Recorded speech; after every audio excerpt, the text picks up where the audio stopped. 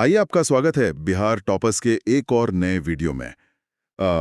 आज का ये गहन विश्लेषण हमारे सामने एक ऐसे साम्राज्य और एक ऐसी विरासत के दस्तावेज खोलता है जिसे हम सब ने इतिहास की किताबों में पढ़ा तो जरूर है, लेकिन शायद उसकी वास्तुकला या फिर उसके विज्ञान और उसकी सोच की गहराई को पूरी तरह महसूस नहीं किया है।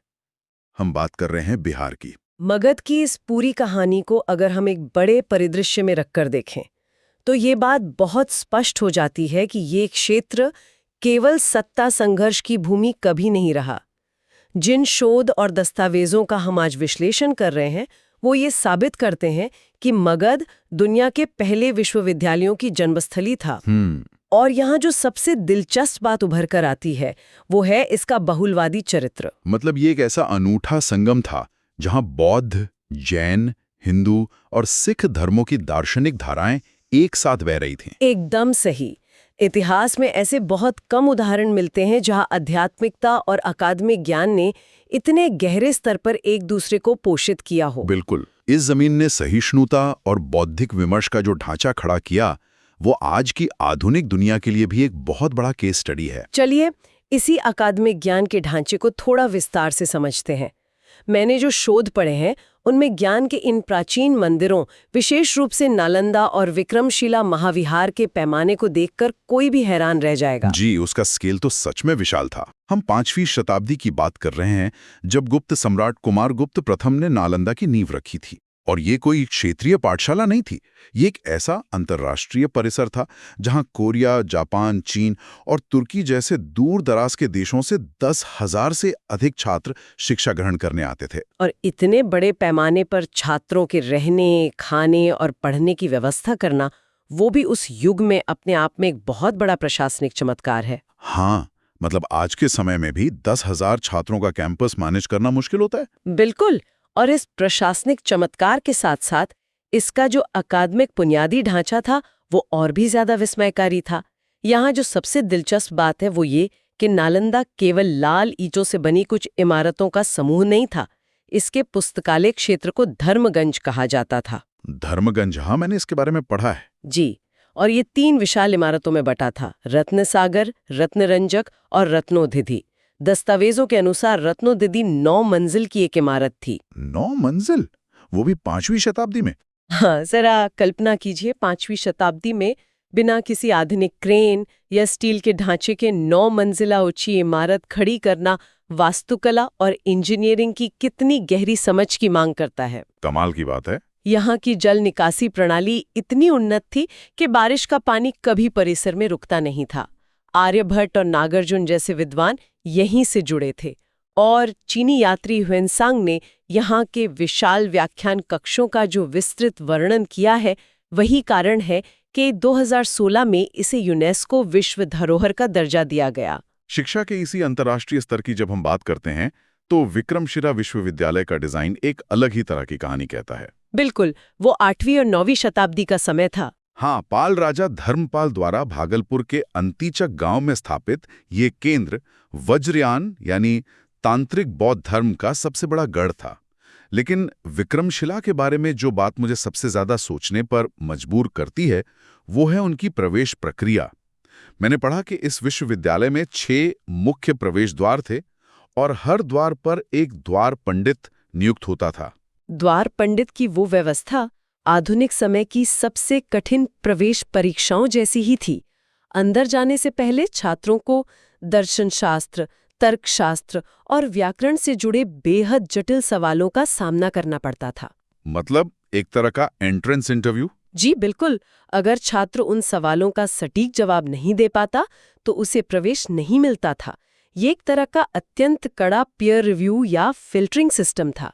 वास्तुकला के नजरिए से भी विक्रमशिला बहुत विशिष्ट था। हाँ, इसके बिल्कुल केंद्र में एक क्रूसिफॉर्म स्तूप था, यानी क्रॉस के आकार का, जिसके चारों ओर भिक्षुओं के रहने के लिए 208 कोठरियां बनाई गई थीं। ये डिजाइन आज के आधुनिक विश्वविद्यालयों के क्वाड्रेंगल मॉडल से काफी मिलता जुलता है। एकदम सही। लेकिन जैसा कि इतिहास के कई पन्नों में दर्ज है, 12वीं शताब्दी में बख्तियार खिलजी के आक्रमण ने इस पूरे इकोसिस्टम को नष्ट कर दिया और ज्ञान का ये समृद्ध पुस्तकालय महीनों तक धू-धू कर जलता रहा। ज्ञान के इस विनाश से आगे बढ़कर जब हम इतिहास के पन्नों को पलटते हैं तो वास्तुकला की एक बिल्कुल अलग ही दिशा हमारे सामने आती है। यहाँ बात सच में बहुत रोचक हो जाती है, क्योंकि अब हम ज्ञान की वास्तुकला से निकलकर बचाव की वास्तुकला की ओर जा रहे हैं। आप गोलघर की बात कर रहे हैं ना? बिल्कुल। 1770 के दशक में एक बेहद भीषण अकाल पड़ा था जिसने भारी तबाही मचाई थी। उसी अकाल के बाद 1786 में पटना के उस प्रसिद्ध ढांचे का निर्माण हुआ जिसे हम आज गोलघर के नाम से जानते हैं। ब्रिटिश इंजीनियर कैप्टन जॉन गरास्टिन ने इसे अनाज के विशाल भंडारण के लिए डिजाइन किया था। गोलघर की इंजीनियरिंग आज भी वास्तुकला के छात्रों के लिए एक पहेली जैसी है। लगभग 29 मीटर ऊंचा ये एक ऐसा गोलाकार ढांचा है जिसके अंदर कोई खंभा या पिलर नहीं है। पिलरलेस डिजाइन, वो भी इतने बड़े स्ट्रक्चर के लिए। हाँ, और इतनी विशाल छत का पूरा भार सीधे इसकी दीवारों पर आता है। यही कारण है कि आधार पर इसकी दीवारें 3.6 मीटर यानी करीब 12 फीट मोटी रखी गई हैं। 12 फीट मोटी दीवारें। जी, और इसके डिजाइन में अनाज को ऊपर से डालने के लिए 145 सीढ़ियों का एक सर्पिलाकार मार्ग बनाया गया है, जहां से गंगा नदी का बहुत ही स्पष्ट नजारा दिखता है। लेकिन इस पूरी इंजीनियरिंग में जो सबसे बड़ी और विडंबनापूर्ण चूक हुई वो इसकी कार्यक्षमता को लेकर थी। और वो चूक इतनी बुनियादी थी कि यह पूरी इमारत कभी अपने मूल उद्देश्य को पूरा ही नहीं कर पाई। क्योंकि उसके दरवाजे अंदर की ओर खुलते थे।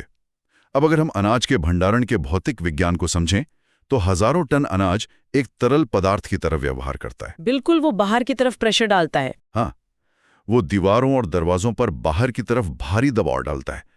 अगर आप इस गोलघर को अनाज से पूरा भर देंगे तो अंदर की ओर खुलने वाले दरवाजे को खोलना इंसानी ताकत के बस की बात ही नहीं होगी, क्योंकि अनाज का दबाव उसे खुलने ही नहीं देगा। इसी डिजाइन की एक छोटी सी लेकिन भयंकर खामी के कारण इसे कभी पूरा भरा ही नहीं गया। वास्तुकला में डिजाइन और कार्यक्षमता के बीच संतुलन का ये एक बहुत बड़ा सबक है। बिल्कुल है। हालांकि पटना का इतिहास केवल औपनिवेशिक वास्तुकला तक सीमित नहीं है। यहाँ की सांस्कृतिक और आध्यात्मिक परतें बहुत गहरी हैं। तख्त श्री पटना साहिब 10वें सिख गुरु गोबिंद सिंह जी का जन्मस्थान है, जिसका निर्माण महाराजा रणजीत सिंह ने करवाया था, जो इसकी ऐतिहासिक महत्वता को और बढ़ा देता है। और कला के मोर्चे पर भी पटना बहुत समृद्ध रहा है। जी, पटना संग्रहालय में रखी मौर्यकालीन पॉलिश वाली दीदारगंज यक्षी की मूर्ति तो प्राचीन मूर्ति कला का शिखर है। उस मूर्ति पर जो पॉलिश की गई है वो हजारों साल बाद भी कांच की तरह चमकती है। और 1891 में स्थापित खुदाबख्श लाइब्रेरी को कैसे भूल सकते हैं। ये दुर्लभ पांडुलिपियों का एक ऐसा वैश्विक खजाना है जो दुनिया भर के शोधकर्ताओं के लिए एक प्राथमिक स्रोत का काम करता है। सही कहा। इतिहास की इन परतों को खंगालते हुए अब हम उन आध्यात्मिक और ऐतिहासिक अवशेषों की ओर चलते हैं जहां से कई बड़े बदलावों की शुरुआत हुई।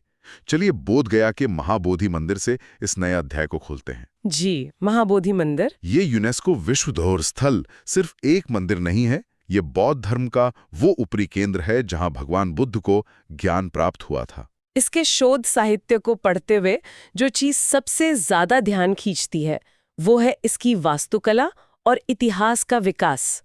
मूल रूप से सम्राट अशोक ने 3री शताब्दी ईसा पूर्व में यहाँ एक संरचना बनवाई थी, लेकिन आज जो मुख्य टॉवर हम देखते हैं, जो 55 मीटर यानी लगभग 180 फीट ऊंचा विशाल ईंटों का शिखर है, वो गुप्त काल का है। ईंटों से बनी इतनी पुरानी और इतनी भव्य संरचना का आज तक सुरक्षित खड़ा रहना अपने आप में एक आश्चर्य है।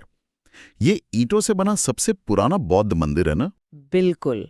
और इस पूरे परिसर का सबसे शक्तिशाली हिस्सा वो वज्रासन या डायमंड थ्रोन है, जो उस बोधि वृक्ष के ठीक नीचे स्थित है।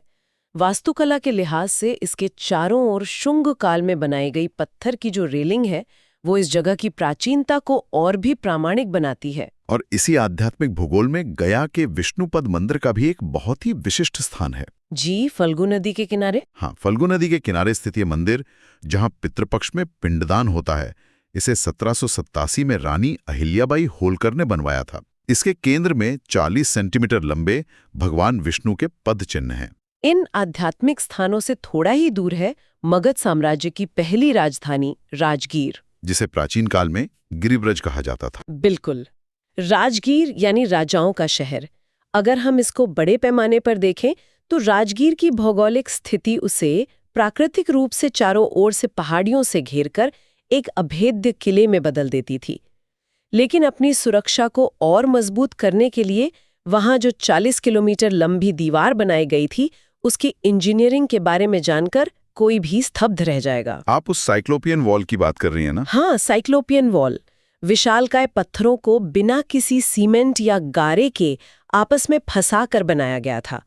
इन भारी भरकम पत्थरों को इस तरह से तराशा और एक दूसरे में पजल या पहेली की तरह फिट किया गया था कि वे बिना किसी जोड़ने वाले रसायन के सदियों तक अपनी जगह पर टिके रहे। ये प्राचीन काल की सबसे उन्नत रक्षा प्रणालियों में से एक थी। और राजगीर केवल सैन्य शक्ति का केंद्र नहीं था। सप्तपर्णी गुफा में 483 बीसी में प्रथम बौद्ध संगीति का आयोजन हुआ था।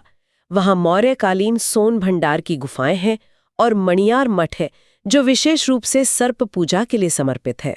आज भी राजगीर का वो आकर्षण बरकरार है।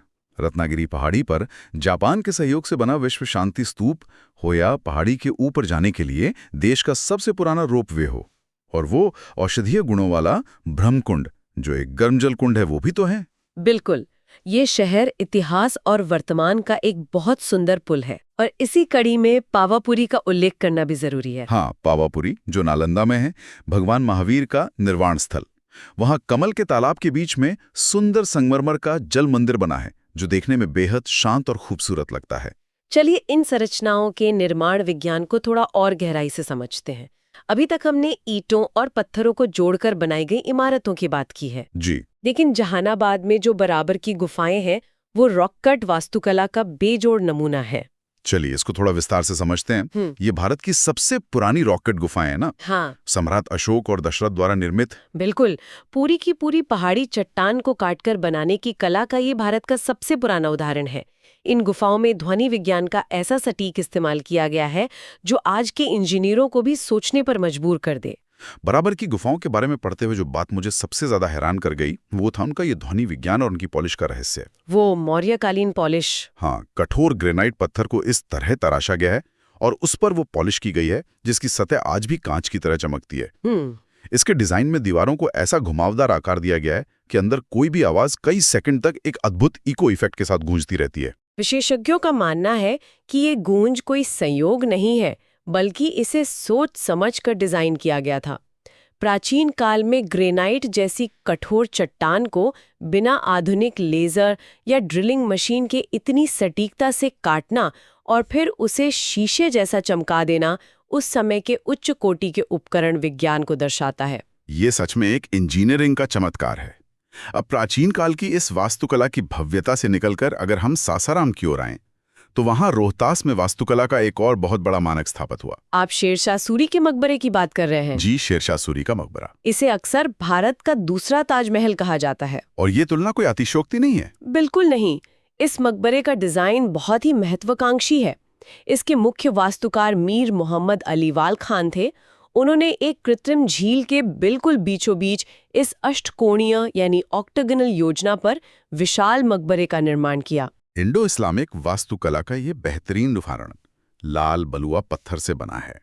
इसकी ऊंचाई 122 फीट है।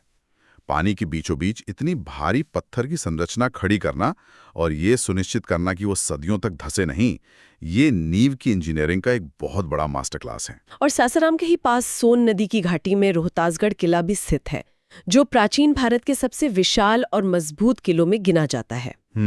आज के इस पूरे विश्लेषण ने सच में बिहार की एक ऐसी तस्वीर उकेरी है जो आम धारणाओं से बहुत अलग और बहुत गहरी है। लेकिन हमारी ये यात्रा अभी खत्म नहीं हुई है। जी बिल्कुल नहीं। अगले वीडियो में हम एक बहुत ही उत्साहजनक और रंग बिरंगे विषय के साथ आ रहे हैं। हम बिहार के लोक नृत्यों की रंगीन दुनिया में प्रवेश करेंगे। अरे वाह। हाँ, विशेष रूप से हम जाट जटिन, झिझिया और कजरी जैसे शानदार लोक नृत्यों पर गहराई से चर्चा करेंगे। तो उस बेहद ऊर्जावान और सांस्कृतिक वीडियो के लिए तैयार रहिएगा। इस शैक्षिक वीडियो से जुड़ने और इस गहन विश्लेषण का हिस्सा बनने के लिए आप सभी का बहुत बहुत धन्यवाद। मिलते हैं अगले वीडियो में।